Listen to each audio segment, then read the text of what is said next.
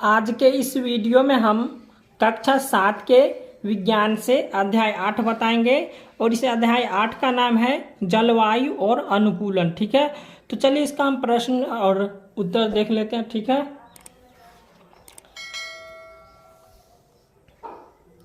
तो यहाँ पे जो है देख लीजिए अभ्यास। ठीक है, और इस अभ्यास का पहला प्रश्न है कि इस कथन को पढ़े और सही उत्तर दे। ठीक है, तो इसका एक में है कि इनमें से कौन मौसम के घटक नहीं। ठीक है, तो इनमें से कौन मौसम के घटक नहीं है, देख लीजिए घटक नहीं है तो यहाँ पे पवन, ठीक है, तापमान है और ये आर्द्रता है, तो इसका हो जाएगा ऑप्शन नंबर डी पहाड़। ठीक है, अब 2 में है कि उष्ण कटिबंधीय क्षेत्र में पाए जाने वाले जंतु कौन है, तो यहाँ पे है ध्रुवीय भालू, यह है पेंगुइन और ये है रेनडियर। ठीक है, तो इसका जो है हो जाएगा ऑप्शन नंबर डी, इनमें कोई नहीं। ठीक है, अब 3 में है कि ध्रुवीय क्षेत्र में पाए जाने वाले जंतु हो जाएगा कस्तूरी मृग। ठीक है, ऑप्शन नंबर डी।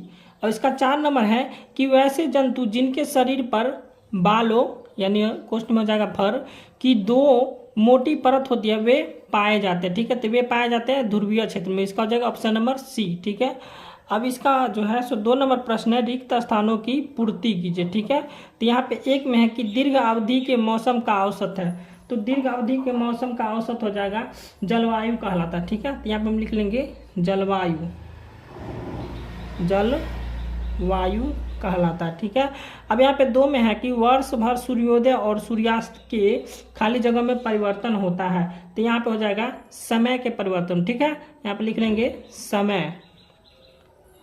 ठीक है, यहाँ पे आ जाएगा समय। अब 3 में है कि तापमान आर्द्रता आदि खाली जगह के घटक है, तो तापमान आर्द्रता आदि मौसम के घटक है। ठीक है, यहाँ पे आ जाएगा मौसम।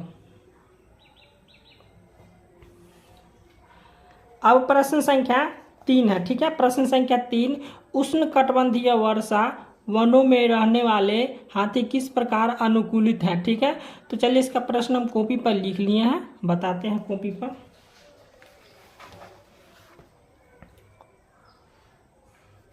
तो यह है प्रश्न संख्या 3, उष्ण कटिबंधीय वर्षा वनों में रहने वाले हाथी किस प्रकार अनुकूलित है। ठीक है, तो इसका उत्तर हो जाएगा कि हाथी प्रमुख रूप से घास खाता है। ठीक है, और उनके विशाल आकार और लंबी सूर के कारण यह वृक्षों की बड़ी ऊंचाई से टहनियाँ और पत्ते तोड़कर खा सकते हैं। ठीक है, और उनकी सूर घास काटने और पत्ते तोड़कर मुंह में डालने के काम के लिए अनुकूलित है। ठीक है, तो हाथी के कान बड़े होते हैं। ठीक है, और हाथी के कान की त्वचा पतली होती है और वह अपने कान हिलाता रहता है और जिससे उसके शरीर का तापमान नियंत्रित करने में मदद मिलती है। तो यही हमारा प्रश्न संख्या 3 का उत्तर है। ठीक है,